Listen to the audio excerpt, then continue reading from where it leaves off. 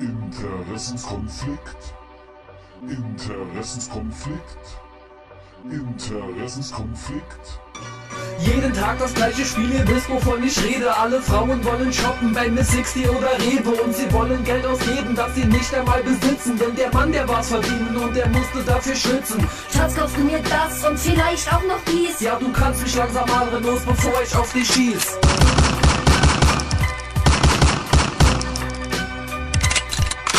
Die Frau ist angeschossen und sie fängt an zu flennen. Und dann werde ich leider wach und ich sitz bei H&M. Das war alles nur ein Traum, gottverdammter Mist. Langsam dreh ich wirklich durch, wenn mich der Scheiß hier übelst anpisst. Als wär's nicht genug, ab ins KDW. Mein Kontostand rutscht ins Soll, oh je. Erweitert die Kreditlinie, ja, erweitert sie.